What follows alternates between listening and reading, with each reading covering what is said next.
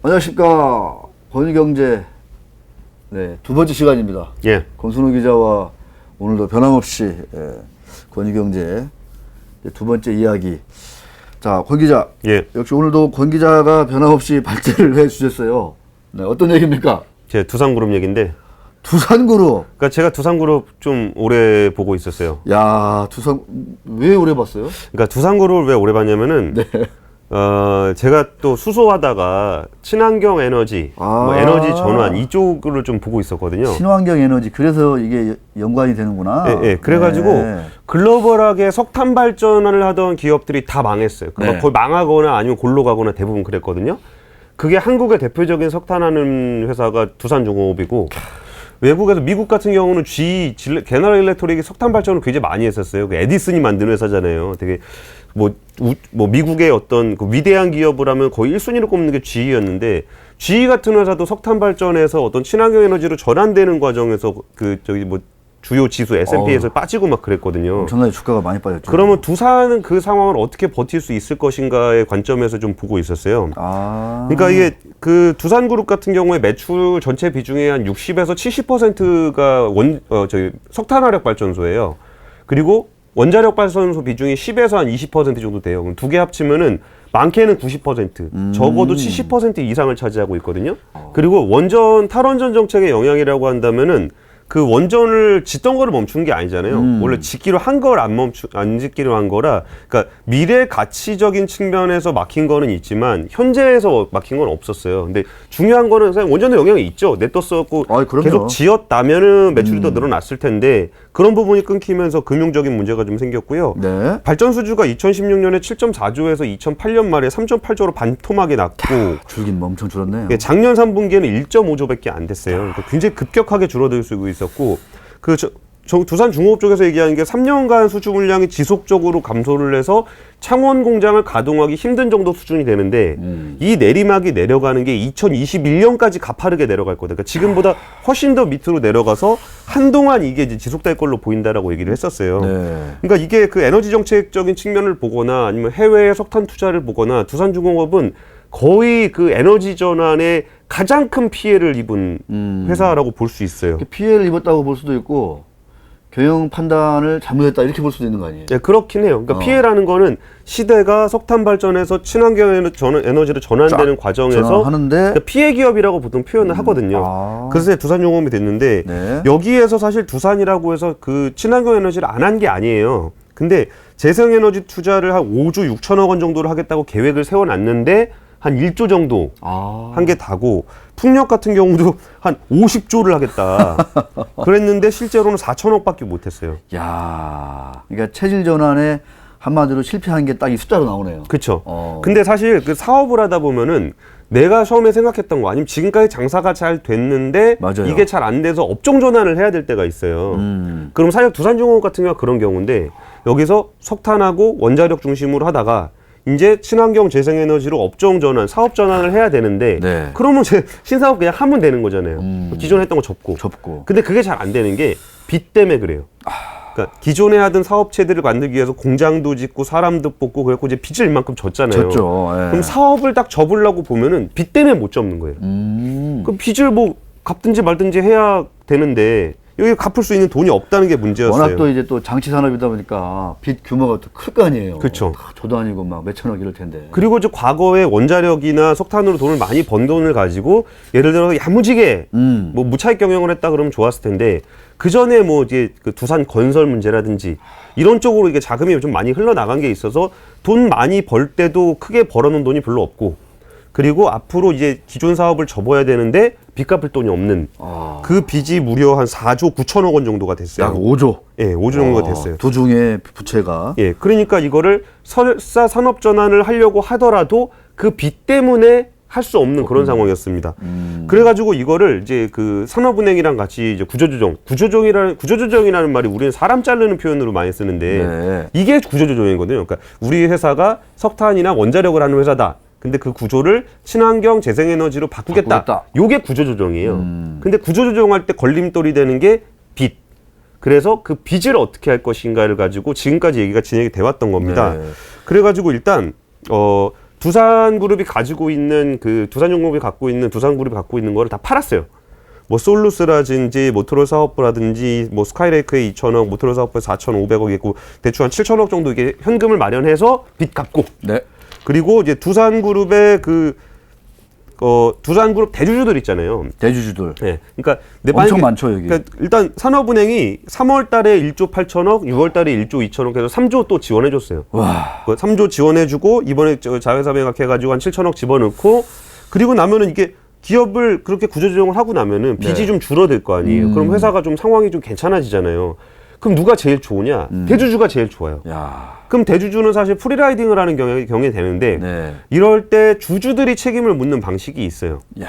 감자를 원래 하면 되는데 주주 감자. 예, 주주 감자를 해야 되는 게 맞아요. 이게 그래야 채권자와 직원과 그렇죠. 뭐 그러니까 주주들이 고통 분담을 통해서 이걸 구조조정하는 거거든요. 감자를 좀 해야 좀 부채 비율도 뭐 떨어지는 측면이 또 효과가 확실하고. 그렇죠. 그랬을 때 이제 주주들이 뭐 개인 주주들이라든지 이런 사람들은까지 피해가 가는 게 있고 그리고 이거를 감자를 하는 것보다는 그냥 사재 출연 방식을 여기는 택했어요. 사재 출연. 예, 이번에 구조조정을 통해서 대주주가 이익을 보니 대주주가 돈을 내라. 그래가지고 대주주가 두산 퓨어셀 주식을 한 5천억 원 규모를 무상 증여하기로 했습니다. 두중에. 예. 그러니까 두중에 지금 돈을 갚아야 돼. 빚을 그러니까. 갚아야 되는 거니까. 그리고 나서 그럼 이제 두중에 어느 정도 이제 부채 이거 자회사 매각해서 부채가 좀 줄어들었잖아요. 이제 와서 주주들한테 손을 내밀 수 있는 명분이 됐다라고 생각을 한 거예요.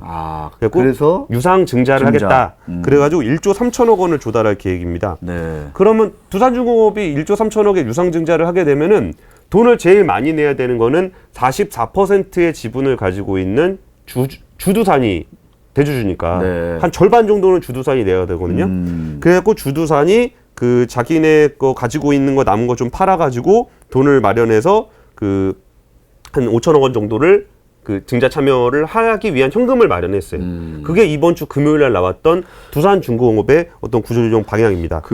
우리 권유경제 시청자분들은 지금 이제 권순우 기자가 두산그룹의 어떤 전반적인 구조조정이라든가 증자안 이런 것들이 예. 쭉 나오잖아요. 이런 걸 이제 들으실 때 숫자가 여러 가지가 나오는데 이 숫자가 뭐냐면은 결국은 여러 가지 복잡하게 얽힌 이해관계가 이 숫자로 사실 대변되는 거거든요. 아까 예. 얘기했지만 산업은행이 벌써 봄에 3조 원을 사실은 이제 넣었어요. 네, 지원을 해준 거잖아요. 그때 이제 부채가 막 만기가 돌아오니까 결국은 정부 자금이 이제 투입이 된 거예요. 그런데 이제 대주주가 이제 사재 출연한다는 얘기도 나오고 또 뭐 감자 얘기도 나오고 막 하는데 이 하나하나 따라서 지배주주와 일반주주 또는 정부 뭐 채권단 이 이해관계가 엄청나게 다 엇갈리고 아주 치열한 주판을 튕기기가 지금 계속 되는 거거든요. 기싸움도 엄청 심하죠. 네, 그런 차원에서 이거를 좀 봐주셨으면 좋겠다. 그러니까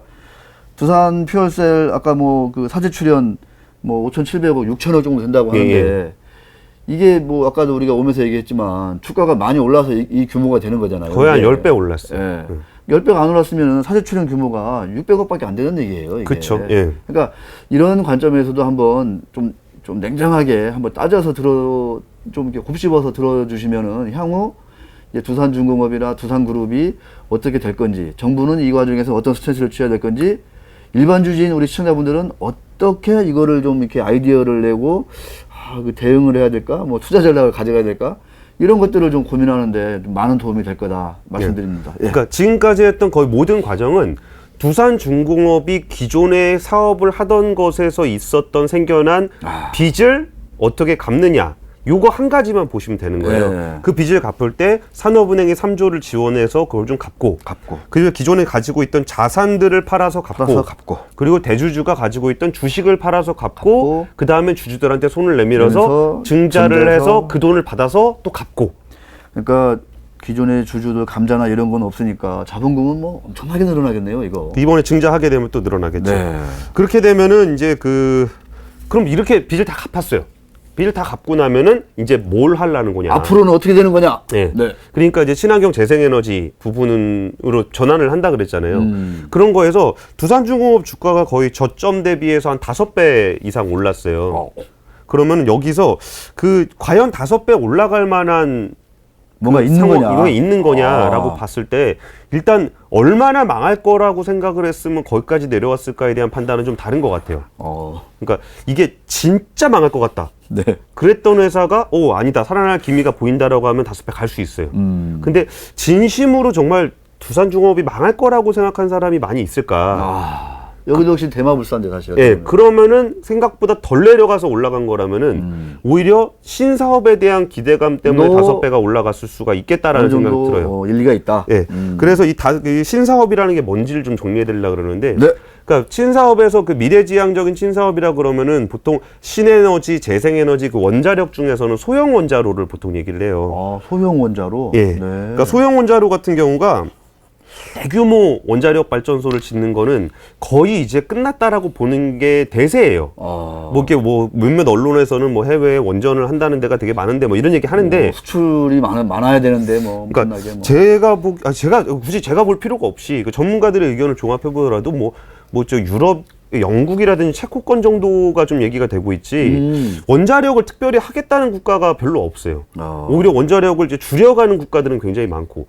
근데 다만 소형 원자로라 그래서 위험을 좀 낮추면서 지역 중심의 어떤 발전을 할 수 있는 소형 원자로 쪽은 그나마 조금 기회가 있을 거라고 좀 보고 있거든요. 그래서 그 부분에 대해서 조금 해보겠다는 거고, 그러니까 대형 발전소 이것까지는 아니더라도 소형 원자로 좀 해보겠다는 거고. 예. 그리고 두산이 최근에 가스터빈을 개발을 했어요. 가스터빈이 전 세계에 한 5개 국가밖에 못하는 굉장히 어려운 기술이에요. 이거를 개발했다는 건 정말 기술적으로 굉장히 저 인정해주고 싶습니다. 근데 이게 그 기존에 있는 5국가밖에 못할 정도로 전 세계가 5국가가 이미 다 이걸 장악하고 있는 시장이고, 이게 진짜 뭔가 새로운 어떤 가스터빈을 통해서 그 에너지 효율을 높인 방식의 발전 방식이 각광을 받는다고 하더라도 이 초짜인 두산중공업이 거기서 그 크게 사업을 확장하기 쉬운 상황은 아니에요. 네, 소형 원자로 가스터빈. 네, 요걸 가지고 조금 뭐 이렇게 가스터빈은 그냥 국내에서 실증 사업 같은 거 하면서 트랙 레코드를 올리고 있어요. 시장이 뭐 그렇게 크지는 않을 것 같다. 근데 이거를 이제 잘 트랙 레코드를 쌓아서 밖으로 나가려면은 시간이 좀 걸릴 거다. 네. 그리고 그 다음에 이제 풍력인데 우리나라가 풍력 산업을 그 당시 뭐 2012년 13년도에 뭐 용연 BM, 뭐 풍산 뭐 엄청 많이 했잖아요. 뭐 현대중공업 다 했었는데 그러니까 두산중공업도 거기서 풍력을 좀 했어요. 지금까지 풍력을 하고 있는 몇 안 되는 업체 중에 하나인데, 이게 그 풍력은 이제 하나 꽂기가 되게 어려워요. 뭐 지역의 어떤 환경에 미치는 영향부터 해서 되게 어려워서 하나를 꽂을 때 굉장히 많은 전기를 만들어내는 게 되게 중요해요. 근데 권 기자 있잖아요. 예.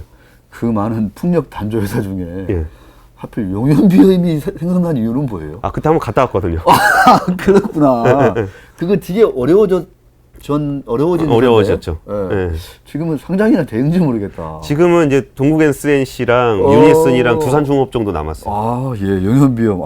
오랜만에 들어보십니까? 추억의 회사입니다. 그래서 글로벌 선두업체의 어떤 그 사이즈가 한 12메가와트 정도 되는 그런 브레이드를 써요. 브레이드가 길어야 되거든요. 근데 두산은 수준이 아직 8메가와트 좀 버거워요. 그러니까 좀 글로벌하게 내놓기엔 좀 딸려요. 그리고 요거를 가지고 뭘 하고 있냐면은 국내에서 풍력 발전을 할 때 정부에서 인허가를 해주거나 산업은행에서 자금 지원을 하거나 이런 게 되게 많거든요. 그러니까 이왕 할 거면 국산 써라. 이런 식으로 좀 압박을 해요. 그래서 두산의 풍력이 팔 수 있는 여지가 좀 생겨요. 근데 얘기 들어보면 알겠지만 이게 진짜 글로벌하게 뭐 대박이 날 것 같다 이런 건 아니거든요. 이게 두산이 처해 있는 현실이에요. 그리고 수소 같은 경우는 수소하면 또 권 기자 또 전문 분야 아니에요? 여기는 일단 중공업 얘기는 좀 나중에 드리고 두산 퓨어셀 얘기를 좀 드릴 텐데, 아까 많이 올랐다는 이거 두산 퓨어셀 투자하시는 분들은 이거 좀 한번 귀 기울여 한번 들어보셨으면 좋겠어요. 귀 기울여 들어보세요. 그러니까 이게 저는 바람직하다는 얘기는 아닌데 두산 퓨어셀의 매출은 늘어날 수밖에 없는 구조적인 계획이 있어요. 그러니까 우리나라의 그러니까 두산 퓨어셀의 연료전지 기술은 세계적인 수준인 건 맞아요. 근데 세계의 연료전지 시장이 없어, 발전 시장이. 그러니까 없잖아 지금. 그래서 국내에 조금 하고 있는데 이게 전 세계에서 40%예요. 얼마나 작은지 아시겠죠? 그런데 거기서 두산 퓨어셀이 점유율이 80%가 넘습니다. 그러니까 작은 시장에 작은 국가의 전 세계 40%가 우리나라, 우리나라의 80%가 두산 예. 퓨어셀. 예. 아, 예. 근데 재생에너지 같은 저기 재생에너지와 마찬가지로 연료전지도 철저하게 정보 보조금이 있어야 돼요. 그러니까요. 거기서 뭐 연료값부터 해가지고 심지어 연료값보다 만들어진 전기값이 더 싸요. 네. 연료전지 같은 경우는. 그래서 뭐 REC도 막 줘야 되고 뭐 이거 가스값도 좀 깎아줘야 되고 이런저런 보조를 되게 많이 해줘야 되거든요. 네. 그러니까 두산 퓨어셀이 뭘 하든 그 정부가 다 지원을 해주지 않으면 두산 퓨어셀 연료전지 사업을 할 수가 없어요. 근데 정부의 수소 로드맵을 보면은 2018년에 307메가와트예요. 예. 메가와트 307. 근데 2022년에 1기가와트예요. 이야. 그러면은 몇 배가 되는 거야 이게 지금? 최소한 세 배? 세 배. 세 배. 예. 네. 근데 여기서 두산 퓨어셀의 연간 생산 능력이 63메가예요. 63메가를 3년 동안 하게 되면은 그래 많이 쳐줘서 한 200메가 할 수 있다 치자고요. 그렇죠. 근데 아까 정부가 300에서 1000까지 가야 되는데 그렇죠. 200을 더 할 수가 있어요. 그러면은 700이 비는 거에서 200 빼니까 500메가와트를 만들 연료전지 자체가 없어요. 그러면은 이거를 또 더 깔아야 되나? 그렇죠. 그러니까 이게 아까 말씀드렸지 해외 시장이 거의 없고 국내에서만 하고 있는데 두산이 하고 나라 돈으로만 거의 다 들어가서 만들어줘야 되는데 그거를 500메가와트를 만들 수 있는 곳이 두산조차도 없다 그랬잖아요. 없고. 그럼 만약에 해외 거를 다 갖다 쓴다. 네. 그럼 나라 돈을 다 집어넣어서 해외 거를 다 깔아주는 게 돼요. 거기에 대한 비판이 정부에선 계속 있어왔고 정부에 대한 비판이 있어왔고 정부 입장에선 그 부분을 굉장히 불편해했던 거예요. 네. 그러니까 연료전지 발전을 많이 늘려야 된다는 계획은 세워놨는데 이거를 만들 수 있는 국내 업체가 없었을 때 해외에서 다 들여오면 안 되지. 그러면은 전체 1기가 보급하기로 한 거에 500을 해외에서 갖다 쓴다. 이거를 말이 안 된다는 거죠. 그렇죠. 그러면 뭐 그럼 결국은 누가 할 수밖에 없냐? 누가 하냐? 두산 퓨어셀이 할 수밖에 없는 상황이에요. 근데 두산 퓨어셀은 아까 제가 63메가와트밖에 안 된다 그랬잖아요. 네. 그러면 이걸 어떻게 해야 되냐? 증설이지 뭐. 증설을 할 수밖에 없어요. 근데 증설은 해야 되는데 돈이 없어. 돈이 없어. 그럼 증자. 증자하려면. 증자를 하려면 그러니까 증자를 할 수밖에 없는데 증자를 할 때 네. 일단 가져가는 거예요. 딱 계획서 보여주면서 주주들한테 이거 보십시오. 지금 500메가와트가 빈다. 그럼 우리가 지금 캐파가 63메가와트다. 네. 우리가 10배 증설을 해도 다 사간다. 정부가. 예. 그러면은 투자금만 주시면 10배짜리 사업이다. 한번 해보자. 라고 했을 때 주주들은 기꺼이 돈을 낼 수 있는 모델이 된다는 거예요. 근데 이거 어떻게 보면 약간 정책 리스크 이런 것도 막 약간 좀 피부적으로도 느껴지는데. 정책 리스크 분명히 있죠. 그러니까 이게 정책 리스크로 인해서 이게 정권이 바뀌거나 아니면 정부의 계획이 바뀌거나 네. 요랬을 때 생겨나는 위험이 분명히 있는데 여기서 정책 사이드에서 생겨나는 업사이드 캐파가 10배라고요. 그러면 지금 단계에서 예를 들어 한 2배 정도만 생각을 해보자고. 그럼 2배 생각을 했을 때 전혀 부담이 없는 거예요. 2배 정도는 증설을 했을 때 아무리 정책이 그대로 가지 않더라도 네. 이 2배는 무조건 갈 수 있다고 보는 거예요. 근데 이거는 너무 당연한 얘기거든요. 그래가지고 이번에 무슨 얘기가 나왔냐면은 두산 퓨어셀 주식이 이거에 대한 기대감, 이거 정확히 알아서 그런 건지 몰라서 그런 건지 모르겠지만 이 시장을 좀 아는 사람들은 이 계산을 이미 다 끝내놨어요. 이 500메가와트에 대한 기대감. 와. 예. 이건 무조건 3배, 4배는 증설해야 되고 이건 무조건 정부 다 인허가를 해주는 사업이다. 야, 그걸 거의 뭐 두산 퓨어셀이 거의 독점하고 있다. 그렇죠. 그거를 거의 한 4,000원에서 지금 5만, 주가가 10배 올랐거든요. 네. 이 과정은 다 이런 것에 대한 일종의 미공개 정보라고 봐야 되나?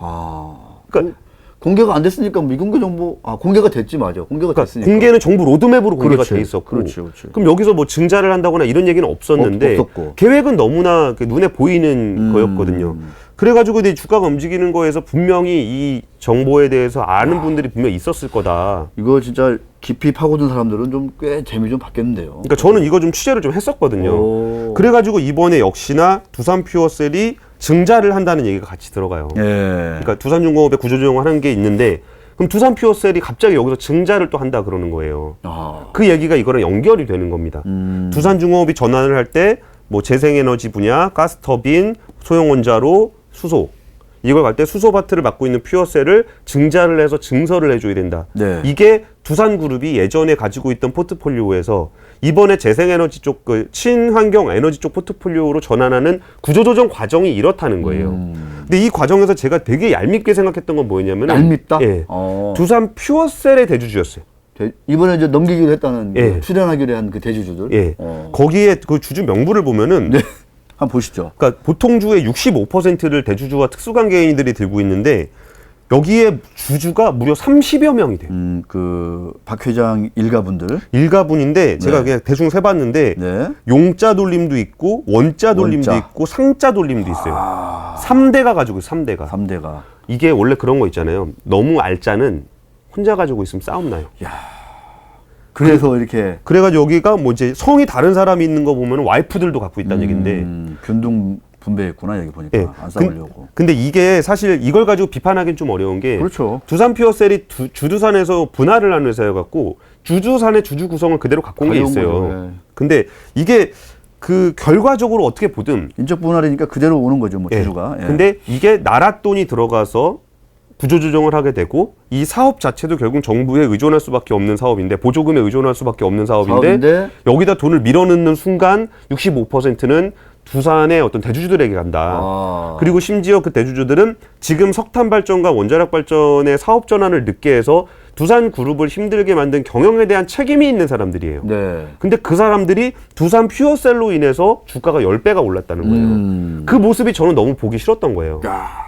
그랬는데 그래서 그거에 대한 비판의 목소리를 몇 번 내긴 했었는데 이번에 그 출연을 통해서 자기가 가지고 있는 지분의 한 20% 정도를 두산중공업이 구조조정을 하는데 무상 출연하겠다라는 거 봤을 때 이 부분을 분명히 그 산업은행에서도 알았을 거예요. 그러니까 가지고 있는 지분의 한 20%를 내는 거예요? 23%. 23%. 그러니까 65%에 23%가 한 3분의 1 정도를 갖다 내는 거죠. 일부를 내는 거구나. 예, 예. 예. 그래가지고 한 3분의 1 정도를 무상 출연을 하는 걸로 산업은행하고 딜을 한 것 같아요. 네. 그리고 이제 이런 과정을 갖고 있기 때문에 두산 퓨어셀은 이제 10배가 된 거고 두산 퓨어셀이 왜 증자를 하려고 하느냐. 그게 아까 말씀드렸던 것처럼 정부 로드맵대로 연료발전 시장을 키우려면 네. 해외에 좋은 일만 시킬 수 없다라는 그 비판을 잠재우면서 캐파 증서를 통해서 거기서 물량을 만들어내게 될 것이다.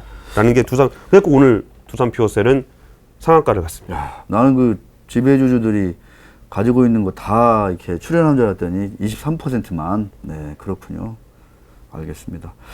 자, 우리 지금 이제 그 두산 퓨어셀 얘기까지 쭉 했잖아요. 두산중공업이 어떻게 될 것인가, 그 다음에 두산 퓨어셀이 어떻게 될 것인가. 얘기를 듣다 보니까, 근데 저는 사실은 이제 이 두산 하면 워낙 오래된 기업이고, 예. 1933년도에 예, 이제 설립된 회사가 이제 두산인데, 예. 73년도에 IPO였더라고. 오. 73년도에. 진짜 오래된 회사네요. 그 이제 권 기자가 잠깐 이제 한숨 돌리라고 제가 이제 두산에 대한 저의 단상을 몇 가지 말씀을 드리면, 사실은 이제 아까도 얘기했지만 두산 건설 얘기가 옛날부터 있었잖아요. 예. 근데 그때 이제 두산중공업이 두산을 대신해서 이렇게 주주로서 증자회 같은 참여를 하기 시작하더라고요. 예. 그래서 그때부터도 시장에서는 두산중공업의 주주들은 이거 건설업이 지금 어느 시절인데 건설사에 이렇게 막대하게 돈을 이제 투자하고 지원하는 게 맞는 방향이냐, 옳은 결정이냐 계속 말이 나왔거든. 그래서 사실은 어느 시점에서는 건설과는 두산그룹이 좀 결별해야 되는 거 아니냐. 예, 예. 그런 얘기까지 사실 나왔었거든요. 그런데 결국은 그렇지 않고 더 심하게 나왔지. 결국은 두산중공업이 두산건설을 거의 뭐 지금 한 95% 흡수했죠. 예, 흡수하는 이제 그런 상황에까지 이른 거예요. 사실은 그 발단에 있어서는 뭐 알짜 산업인 그 내수, 뭐 음식료 이런 거를 다 정리하고 이제 두산 밥캣으로 비롯되는 인프라코어. 그 중후장대한 이 회사들을 M&A를 하면서 이때부터 뭔가 좀 이상하다. 지금 어느 시절인데 밥캣이냐 막 이런 얘기 나왔었는데 결국은 이제 그렇게 해서 그 방향으로 갔거든요. 그러면서 두산중공업이 두산건설을 인수하게 되고, 그러니까 이제 두산중공업이 이제 완전히 난리가 난 거예요. 예. 이런 부분이 하나도 분명히 있는 거죠. 그러니까 시장의 목소리, 그 다음에 그 과정에서 과연 그 지배주주들, 그 오너 일가에 대한 어떤 이사회에 대한 결정을 아무도 뜯어말리지 못했다. 심지어 산업은행은 제가 보면은 두산 오너들과 같이 이렇게 교감을 하면서 너희들이 손을 떼면 순간 채권단이 엄청나게 손실을 두산건설 같은 경우에 안을 수 있기 때문에 손 떼지 마라. 우리도 옆에서 지원해 줄 테니까 가보자. 이렇게 제가 볼 때는 했던 것 같은데 결과적으로 보면은 오늘날 이 지경에 이르렀다 이런 생각이 드는 거고 저는 이제 옛날에 이거는 제가 주변 사람들한테 몇 번 얘기했었고 제가 심지어 두산의 이 관계자한테도 제가 두타를 내가 하셔야 된다. 본사. 두타 그때 당시 이제 두타가 막 중국 사람들 막 사람들이 막 발디뎌 가지고 막 사람들이 못 들어가고 있을 때 그때 빨리 지금 몸값이 높을 때 두타를 파셔라 했는데 두타는 우리 그룹의 상징입니다. 안 파시더라고. 이제 지금 파는데 시점 봐요, 시점. 지금 두타 나 요새 안 가봤지? 강 PD 가봤어 요새? 저 알기로는 그 동대문에서 일하는 친구들한테 들어보니까 어때요? 요새 두타 상황이 어때요? 중국인들 그 소매도 안 떼가고 네. 다 난리 납니다. 가게도 비고 예. 사람도 없대요. 그러니까 이 시기에 그 두타를 빌딩을 팔아야 되는 거야, 부동산을. 그러니까 얼마나 뭐 싸게 팔겠어요, 사실은. 그러니까 이런 것들이 전반적으로 저는 약간 좀 아쉬운 거고 또 하나 이거는 이제 사이즈가 크진 않은데 두산 베어스 예.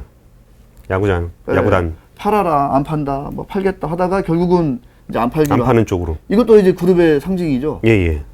안 파는 그러니까 이렇다는 거예요. 이게 지금 그룹의 상징은 지켜가면서 지킬 건 지켜가면서 결국은 핵심 계열사를 어떻게 보면 희생하는 뭐 그런 절차를 쭉 밟아온 것 같은데 두산중공만 해도 뭐 2,300원에서 지금 한 5배, 6배 올랐다고 하지만 예. 이게 옛날에 18만 원 갔어요. 18만 원. 맞아요. 예. 18만 원짜리가 3,000원. 3,000원 간 거예요. 두산, 두산중공업, 그다음에 두산인프라코 여기 국민연금이 막 10% 가까이 막 열심히 사고 막 그랬던 대표적인 그 두산의 계열사인데 국민연금 손해가 얼마나 났겠어요. 지난 몇 년 동안에 걸쳐서. 그러니까 이런 거지. 그러니까 말이 길어지니까 예를 들어서 엊그제도 내가 이 얘기는 제가 하고 싶어요. 추경호 의원, 예. 국민의힘 무슨 이제 7일자로 차등 의결권, 신주 인수 선택권, 포이즌필 예. 이거를 포함한 상법 개정안을 대표 발의하겠다 이렇게 기사가 떴어요. 왜? 해외 투기 자본이 적대적 인수합병을 하려고 덤벼드는 이런 경영권 침해를 막으려면. 예. 근데 이 두산 그룹이 이렇게 지금 이 구조조정 오늘날의 구조조정 이렇게 된 게 해외 투기 자본에 의해서 경영권이 침해되고 위협받고 이런 거예요? 절대 그렇지 않다니까요. 해외 투기 자본은 두산의 경영권에 관심이 있어 없어요? 없죠. 삼성의, LG의, SK의 경영권에 해외 투기 자본이 무슨 관심이 있어요? 무슨 관심이? 줘도 안 해요. 줘도 할 수가 없어요. 할 수가 없어. 그래서 더 나아가 누가 이런 얘기해요. 아니 더 나아가서 해외 투기 자본이 막 이렇게 하고 무슨 뭐 진보 세력들이 막 그 재계를 막 위협하고 겁박하고 막 이래가지고 경영을 못 할 테니까 본사를 미국으로 옮기겠다. 옮기면 어떡하냐. 막 이런 얘기까지 하잖아요. 예. 우리나라 그 대기업들 본사 미국으로 옮기면 어떻게 될 것 같아요? 강 PD 어떻게 될 것 같아? 일단 SAC 한번 들어갔다 와야죠. 주가는 많이 오를 거예요. 주가는 많이 오를 건데 그 이사회 멤버들, 지배주주들 제가 볼 때는 다 소송당하나? 숱하게 털립니다. 엄청난 형사상, 민사상 소송이 아마 줄을 설 거예요. 미국으로 본사를 옮기는 순간 절대 안 옮겨요. 옮길 수가 없어요. 그런 걱정하지 마시고 해외 투기 자본 경영권 아무 관심 없어요. 내가 들어본 해외 투기 자본은 경영권에 관심이 없어요. 주가에 관심이 많아요. 자기들의 재산권에. 예. 그러니까 두산그룹을 보면서 저는 그런 생각도 떨칠 수가 없는 거예요. 떨칠 수가. 그러니까 앞으로 우리가 권순우 기자가 두산그룹의 미래, 두산 퓨얼셀, 두산중공업 얘기를 해줬지만 우리 신자분들 입장에서는 여러분들의 계좌가 재산권이 이렇게 불어나고 재산이 제대로 보호받고 그 재산이 불어나려면 어떻게 해야 될 것인가 이런 것들을 제가 두산중공업의 지난한 과정 급기야 두산건설을 지원하지 말랬더니 급기야 두산건설을 흡수하는 데까지 이런 이 지경을 우리가 어떻게 볼 거냐 이런 것들도 한번 이참에 저는 한번 조금 한번 말씀드리고 싶어서. 네. 알겠습니다. 그러면은 요새 그런 얘기 해요. 뭐 탈원전 정책 때문에 두산중공업이 이번 정부에 되게 큰 피해를 봤다라는 얘기를 하는데 오히려 이 두산그룹 같은 경우는 이번 정권에서 가장 큰 수혜를 입은 기업이라고 봐야 돼요. 왜냐하면은 이게 다 그 망해가고 있는 석탄 원자력 발전소가 이제 가고 있었을 때 충격이야, 충격. 이거를 전환하려면은 거의 불가능할 정도거든요. 그러니까 아까 말씀드렸던 것처럼 글로벌 그 에너지 업체들도 석탄 가지고 있다 망한 회사들 굉장히 많아요. 네. 근데 이 부분을 재생으로 돌릴 때 비용을 정부가 굉장히 많이 적극적으로 이거를 해준 거고, 그리고 앞으로 얘네가 그걸 자리 잡는 과정에서도 아까 설명드렸듯이 연료연지라든지 풍력이라든지 터빈이라든지 이게 글로벌 경쟁력이 지금은 없어요. 그러면 국내에서 트랙 레코드를 쌓을 텐데 그린 뉴딜이라는 이름을 통해서 굉장히 많은 재생 친환경 에너지를 지원을 하게 될 텐데 그거에 들어갈 수 있는 가장 적합한 업체가 두산그룹이에요. 그럼 여기서 이제 그 최대 수혜가 될 거고, 이게 또 에너지 전환이라는 걸 한번 또 말씀드리고 싶은 거는 그린 수환이라는 표현을 써요. 그러니까 뭐 이렇게 뭐 블랙 수환 말고 뭐 이런 건데, 그린 수환은 뻔히 아는 위험인데 대처할 수 없는 거를 그린 수환이라고 그러거든요. 녹색 관련한 거예요. 그러니까 기후 변화가 이루어지는 위험을 뻔히 보이는데 이거를 뭐 방어할 방법이 없다. 못해. 이런 위험이라고 하는데, 돈 때문에. 여기서 이제 좌초자산이라는 표현을 쓸 때 자기가 과거에 어떤 그 화석연료 기반의 에너지를 사용하면서 지내왔던 그 산업들이 녹색으로 변환되면서 급격하게 폐기가 되는 경우가 있어요. 내연기관 자동차로 따지면 엔진 이런 분야라든지, 발전으로 따지면 석탄, 이런 부분들이 빠르게 좌초가 되거든요. 여기서 이 부분을 그린수완 자기가 투자하는 그런 회사들 중에 이렇게 그 친환경으로 전환이 됐을 때 이렇게 좀 위험에 처할 수 있는 기업들은 굉장히 조심하셔야 돼요. 이게 석탄 발전, 그러니까 저는 두산중공업을 보면서 우리나라도 녹색에 대한 인식을 빨리 안 가지게 되면은 두산중공업 같은 회사 계속 나올 거다. 계속 나온다. 이게 석탄은 계속 줄어들고 있는데 우리 국가 내에서 보면 잘 안 보이거든요. 근데 글로벌한 시각에서 보면 걔네들이 망하는 게 눈에 펑펑펑펑 보여요. 그게 뭐 진짜 엑슨모빌이라든지 토탈이라든지 이런 무시무시한 오일 매니저들도 팍팍팍 꺾이잖아요.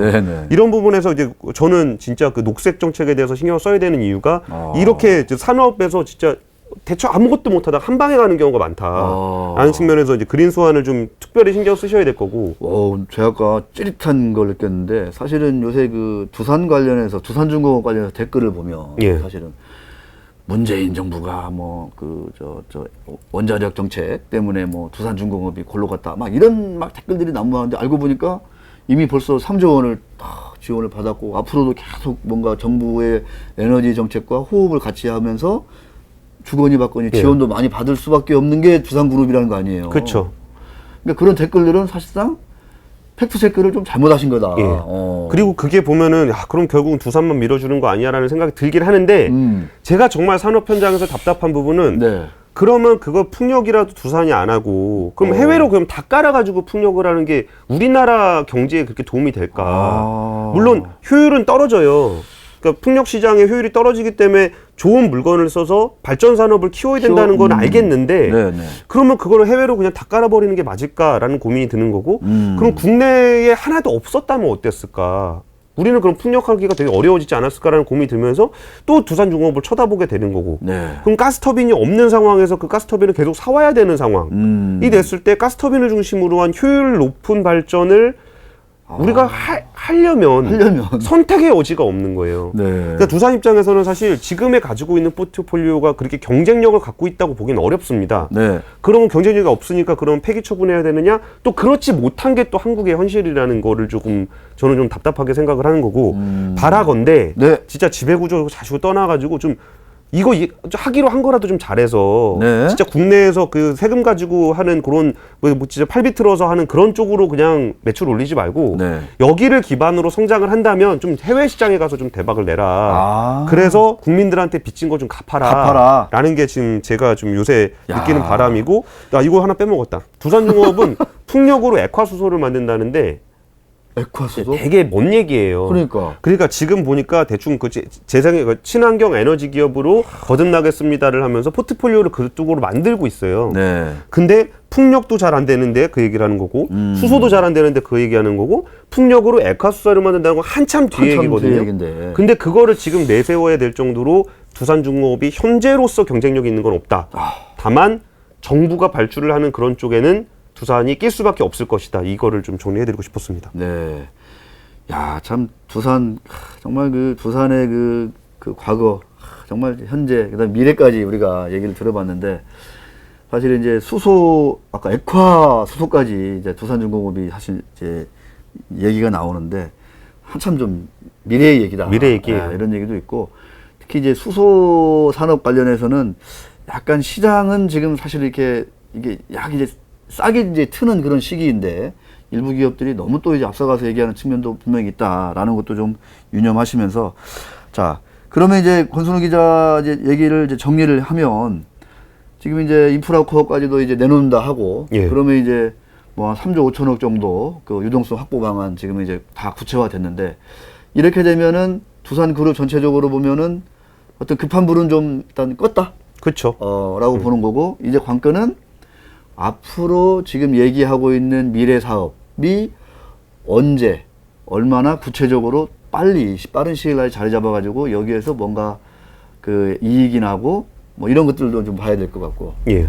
권 기자는 이제 사실 정부가 이렇게 뭐 불가피한 측면도 있지만 많이 지금 지원을 했고 앞으로도 지원을 할 수밖에 없는 상황인데 바라는 것은 두산이 국내 시장뿐만 아니라 해외 시장까지 가가지고 뭔가 달러를 열심히 좀 벌어와가지고 예. 국민 경제에 좀 기여하는 그런 것까지 좀. 창원 공장도 좀 이제 좀 많이 판판하게 좀 돌리고 지금 너무 안 돌아가요 창원 공장이. 그래서 부울경 지역 여기서 창원 지역에 굉장히 안 좋아요. 무슨 얘기가 아니다 이거. 아니, STX 이거 망해가지고도 그렇죠. 되게 그거 힘든데 네네. 거기 두산까지 그렇게 되면 되게 힘들거든요. 근데 사실 이거 얘기할 때 제가 주가 얘기하다가 네. 좀 고민했던 게 야 솔루스하고 퓨어셀하고 못 팔까 얘기했을 때 저는 무조건 솔루스 판다 그랬거든요. 솔루스 판다. 예.